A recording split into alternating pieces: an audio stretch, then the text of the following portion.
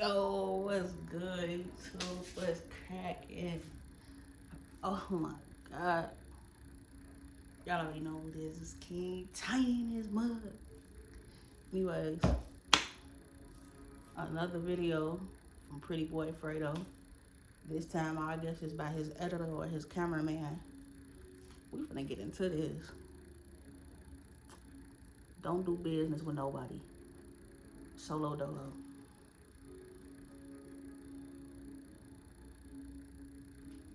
Give me 1 second.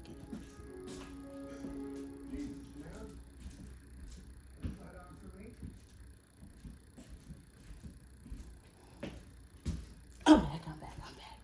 Turn the TV down real quick.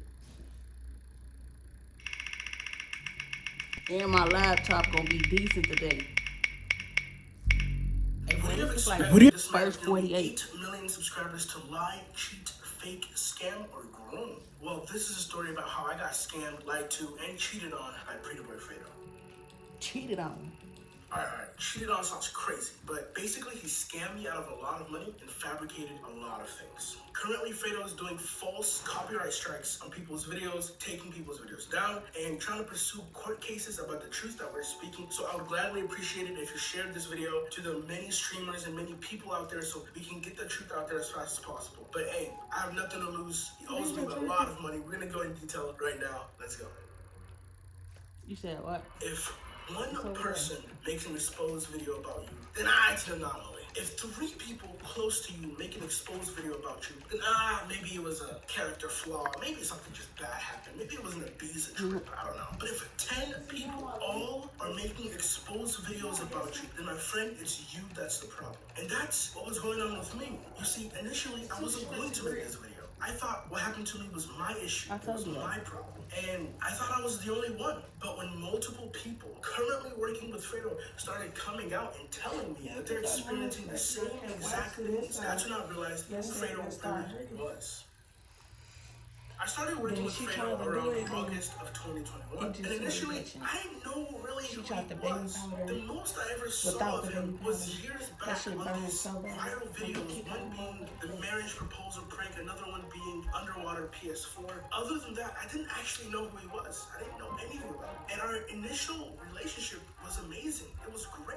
Eventually, Fredo would send over a video over to me, and me and my team would edit the video and make sure it looks beautiful and great. And we got very close, almost like brothers, every single day talking. And obviously, to better understand Fredo's videos, I'll have to search his name up and see his past videos and try to find a way we can create the best type of videos for Fredo. And every time I would do this, I would always notice these exposed videos every time I searched up his name. And I just thought that was very weird. And sometimes my curiosity would get to me and I would watch the videos and I would find them very strange that this nice, intelligent person that has become my friend is just being exposed like that. And they're saying some really strange things about it. I always found it.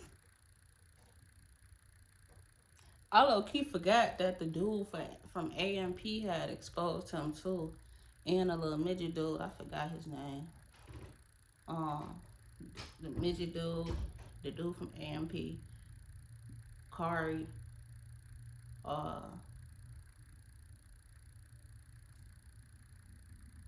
couple other people exposed him. That's crazy.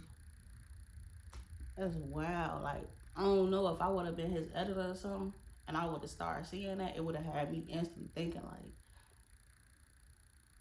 keep my eyes open wide, cause I don't even know if I could close my eyes around you. My head, like maybe it's just celebrity and everybody just talks about other people. But things started to get really weird when I noticed something strange. One time I was watching a Nico Omilana video called Dating Girls in Front of Their Dads. And I thought this video was a pretty well done video.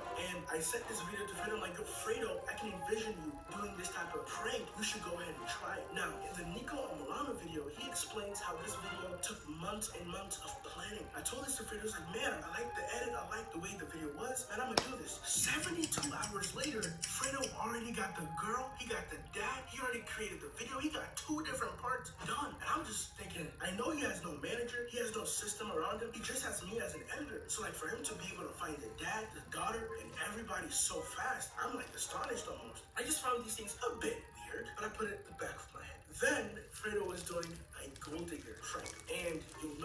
video doesn't exist on his channel anymore. You'll notice a lot of videos get taken down for some strange reasons. But in the video, I saw Fredo and the girl close to each other, and I heard the cameraman say 3, 2, 1, go. Hey, I'll be wondering sometimes to the people that's like up there with the subscribers and the millions and stuff like that. Do they gold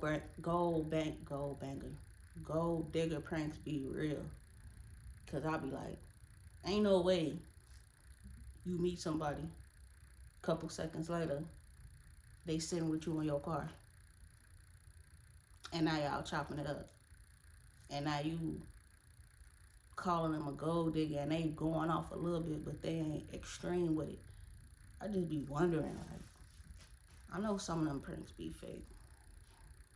I'm just thinking like, whoa, what's going on here? I go again to listen just to make sure, like, how can the cameraman speak that loudly? Like, the prank is gonna get exposed. Like, so I go a bit closer just to hear it again, and I hear it from the cameraman, 3, 2, 1, go. And I'm like, oh, Fredo fakes his videos. Now, you must be saying, as an editor, you should know if the videos are fake, right? Well, Fredo doesn't send raw footage. But Fredo always does the raw footage cutting, like every single time. I remember one time I asked him, relax, we can edit for you, we can cut down the footage. He's like, nah, nobody can do it like me. I just kept that at the back of my mind, but now I'm like, oh, he made a mistake and left this out. This video's fake. Here's my thing with fake videos. If you're gonna fake a video or make a skit, then at least give the audience an awareness that the videos aren't real. Like SMP with Tommy in it and Dream. It's an orchestrated, planned out video with a little room for everybody to play around, but everybody knows it's not real. But making fake content and then acting like everything's real and you're the authentic, you're the rock star, you're the guy, like what happens when everybody finds out it's fake? What happens? A person's watching you for 5 years, they realize everything that they've been watching was all fake. Now, if this was Netflix, it makes sense. But brother, this is YouTube. YouTube is about being authentic. YouTube is about being real. This isn't 2017 era. And I understand why he wants to do it, because it's cost effective. Paying 2 girls $150 to come down and film that video that takes 2 hours instead of doing the real thing that may take 3 days to a week to do. I get it, but that's not how YouTube should work. And I really tried to nail this down on him. And eventually, it actually worked. You notice there was a period of time where Fredo was actually making real content. And he was actually getting more views. But the second I left, he started faking his videos again. Now we're about to get into the juice and everything that really went down, the nitty gritty. We're about to explain things that nobody really knows. So February comes and everyone has left SSH. Nobody wants to sign that contract. Everybody leaves him, and I'm the only one there. And Dariano sometimes there. So Fredo is like, bro, what are we going to do? And we come up with a plan to start live streaming. And because of the live streaming, we create a second channel, Fredo Live. Now this channel, the concept was we're starting from ground zero together, so we both will take earnings from this channel. Eventually, the channel gets monetized, money starts coming in. I have invested over $2,000 on that channel. And Fredo then sends a contract over that basically is a 40-60 deal, which I was actually okay with. 40%, we're both spending money on that channel. I get 40%, he gets 60%. In the contract, for some reason, is an exclusivity deal. Now, if you don't know what an exclusivity deal basically says, hey, if you're working with this person, you can't work with another person unless... That I don't get. How you gonna tell somebody else, like, you could only work with me? You can't work with me and DDG or Dub or Mr. Beast. You can't work with none of them. You only could work for me. Like, that's bogus, because, yeah, I get it. You get a lot of views. A lot of people come watch you. A lot of people mess with you. But you don't want me to mess with these people, because you scared I might get too close to somebody else and might be telling them, like, man, his video is fake. I rock with him a little bit, but he don't be doing real content, and you just too afraid that the person that they telling or they working with gonna expose you, and then it's like, damn, you betrayed me. No, dude. You be posting fake videos. I don't get it. Because at the end of the day, I'm like, if I was a big YouTuber, yeah, you work with me, but I don't care. Expand your channel. Go work with anybody else. I don't care. Like, I don't own you. You don't own me. So we can share this. You feel me? Ain't none of that. You only work for me. You can't go nowhere else. That's selfish, stingy.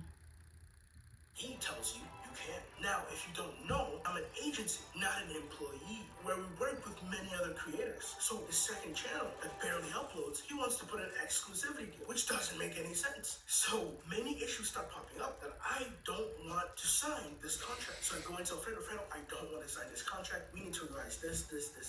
He starts saying, I don't know anything about contracts. Like, don't worry about it. Okay, I'm like, okay, let's get your lawyer and let's try to fix this up. He's like, nah. I'm like, dude, what are you doing? I can't sign this contract. It's very bad. It's a bad contract. At this point, the channel has made almost $5,000. I've spent my own money over $2,000. It's been around 10 months. Guess how much I have been paid? Zero. Hey, no cap. Y'all must know with any video you post, you're gonna invest in money in every video, every other video. Like when it comes to fake mannequin pranks, you're gonna have to spend about $60 to go get the mannequin skin, go get like a little microphone. Every other video you do, you gonna spend money. Know that you gotta invest in yourself, put money into whatever it is you want to outcome to. You gotta put money into the things you want. Put it like that. So you gonna put money into your video, it's gonna be received back greater. You feel me? I always know that. Fart spray pranks. You gonna have to invest in a microphone, fart spray. Depending on what type of microphone you got, you might have to invest in like the little cloth wind thing that go over it. You might have to buy some extra of them so you're not necessarily messing up your mic, just to put it over the top. The cover, you might have to go buy some more different covers. So when you got that one all stinky and don't want to wash it, you toss that one out. You got another cover to put on top and use that one as regular. Always invest in you, and whatever you invest always comes back. Motion detected at the backyard. Now, if you ask Fredo, he's like, man, I have no money. I'm broke right now. I don't have money. Fredo, it's $5,000 this channel made, and I get 40% of it. Where is it at? Oh, I don't know. I don't have it right now. End of February occurs. The live streaming isn't doing as well as we thought. Fredo is like, once again, yo, I don't know, man, what are we going to do? And I'm like, yo, Fredo, everyone has left. You're by yourself again. I saw this PNJC reality show. Imagine bringing it to the Black community and creating opportunities for some young people who want to make content, who want to blow up, and creating a new SSH that is ready to grind, ready to go hard. And so we start working on the reality show. So April comes around, end of April. We've done the pre-production. We're about to start filming the show. Now, mind you, I am the producer of this show, meaning me and Fredo were on calls every day for 8 hours a day from end of February, all of March, all of April, and June. I don't want to physically be at that location where we do the filming. The other thing I didn't want is we're together, we're sitting down, maybe like something happens and Fredo tries to peer pressure me into doing something. I really felt like that might happen, so I really wanted to step back and not go and do any of these things. Fredo starts almost like begging me to come. And the main reason why is because I was there during the whole pre-production, so I know everything that's going to happen on the show. So he really wants me to go, but I don't want to go. Last day, Fredo books me a ticket. I eventually say, you know what, what's the worst that's going to happen? And I go. Now, I'm at a hotel. It's nighttime, midnight, 9 hours before we start filming. Fredo calls me, and he's like, hey, yo, you're not stepping a single inch into the reality house unless you sign that contract. I'm like, Fredo, what are you talking about? I didn't want to come here. Now you're trying to... How you gonna force somebody to put their John Hancock on a piece of paper and then kind of like blackmail them like, hey, yeah, you ain't coming in here unless you sign this? What type of influencer are you? A contract down my throat, and me and Fredo just start getting at it again. I'm starting to get like really weird vibes from him. He's a bad businessman, and he's not yelling, but he's been very forceful, trying to get me to sign a contract. Now I have no way back home. I'm 1,000 miles away from home, and he really wants me to sign this contract. And after like an hour of talking with him, I finally signed that contract. This is very similar to, once again, with the SSH. What he wanted to do was this. You can all get 20% of this new SSH channel, but I will get 15% of all your channels. He's just doing bad business, not thinking clearly, adding ego on him because I created the group. And this is where things start to get very messy with me. Fredo. Here's how things work. Usually with a YouTube video, it may take you 2 days to edit a regular YouTube video. I knew that it was going to take more than 2 days to edit a reality show because of how long it is, how much camera angles there are, all of that. And I also knew Fredo was already spending a lot of money on the reality show, and I didn't want him to spend too much. So I thought in my head, we can do that show. And I thought, okay, even though it takes 2 days, we're going to do it for the same price that it usually takes for 2 days for 1 week, okay? Because I thought it was going to take 1 week to do 1 episode of a reality show. But no. It takes a lot more than that to do a reality show. It takes multiple editors to cut through down that footage, and then 1 or 2 editors to really hammer down and edit the actual show. And so there was just a lot going on there, and he eventually had to go and find another team. Here's where things got really bad. I was supposed to get a percentage deal of earnings from the reality show. But then right after filming, Fredo started talking about, oh, you're gonna get paid a certain amount. I thought we were doing a percentage. He's like, no, we're not doing a percentage. We're gonna do a certain amount. And then I'm like, okay, how much are you gonna pay me? He's like, oh man, I don't know. Like, there's a lot to think about, man. You did a lot. So after that call, I searched it out, and we eventually agreed on $5,000 per month for it. Now, because we were editing the show, we weren't able to get that first episode out. He said, oh, even though you worked really hard, we're not gonna pay you on that month. I was like, that's kind of, but okay, fair. But there's still 2 months of work that I was working really hard every day, stopped doing everything I was doing to work on this show. So $5,000 per month for 2 months, just $10,000. So a couple of weeks goes by, maybe a month, and I'm contacting Fredo, like, Fredo, hey, it's been a long time, like, it's been a month. Okay, so like, when am I gonna get paid? He's like, oh man, I'm not sure, like, I'm getting a brand deal. Then once that brand deal comes out, then I'll have enough funds to pay you. And then, okay, I wait 2 weeks, and now I'm on a call with Fredo again. I said, hey, Fredo, what's going on? You got that brand deal? He's like, yeah, I got that brand deal. I'm like, okay, so you ready to pay me? He's like, oh man. Money hungry people be bugged out, cause I'm pretty sure this man got bills and whatever else to deal with, and you making him wait for money while you collecting. You still making him wait. That's bogus. Like, when you got a 9 to 5 job, some of them be on time paying you right where they're supposed to, but they don't make you wait too long. Why would you make somebody wait that long? Like, what if he had kids and so forth and so on? Now you letting his kids go hungry, but your kid ain't going hungry. Forgot exactly how much do I owe you? And I start to notice He Fredo knew. just really tries to not pay me. So the diss track happens, and then Fredo is like, bro, what am I gonna do next, man? Like, I don't know what I'm gonna do. I know what you can do. He's like, what? You can do what Jake Paul did. So I said, Fredo, you should box. The thing's big enough right now. The hype is big enough where you can start. He ain't want to box DDG though, and DDG was offering like, hey, come on and box him. That would have got him some more views, and if the boxing was real, it would have got him up there. But DDG would have KO. wait. KO. So he ain't want that smoke. Pretty Boy didn't want that you got beat up by DDG. We need a round 2. He ain't want that. He ain't want that type of audience. You feel me? He was a little scared. Okay.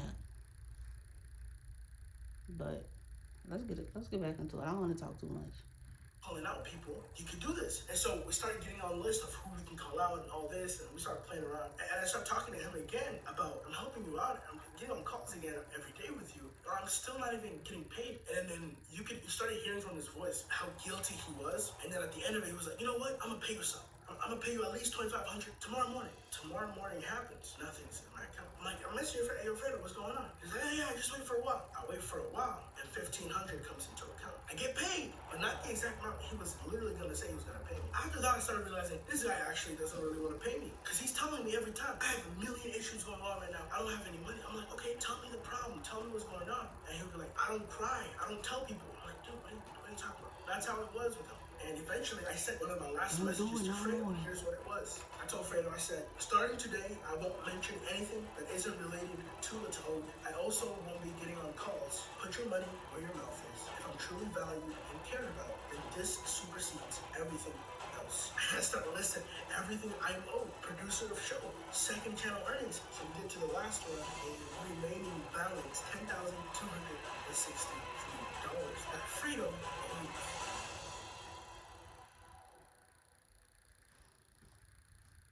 Remember how I said that I thought this was all just happening to me? Because guess what? On that show, he paid the videographers, he paid the editors, he paid the people that came with the dogs, people that came with the snakes. He paid everybody but me. So I thought maybe this was just happening to me, and I didn't need to tell everybody about this. But then people that were working with Fredo, right now contestants, they came out, started telling me they were experiencing the same exact things. Fredo, like, what are you doing trying to sue these people? What are you doing lying to everybody? What are you doing still faking your videos? We talked about this. Fredo, I thought you changed. Now, here's my last message for Fredo. Fredo, you're either broke or you're lying. You're telling me you have no money. You're telling the contestants that are coming to leave with you, you're telling them you have the money. If you are broke, how are you living in a penthouse? How are you getting courtside tickets to the Brooklyn Nets? Anyways, that's my last message. If you guys want to see a part 2 where I interview these guys, then go ahead and share and like. This video might actually get deleted by Fredo. So, anyways, God bless everybody. I hope you're having a better time than me, my friends. But I'll talk to you guys next time with a new video. See you next time.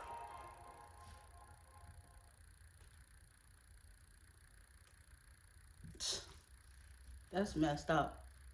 Maybe he ain't paid him.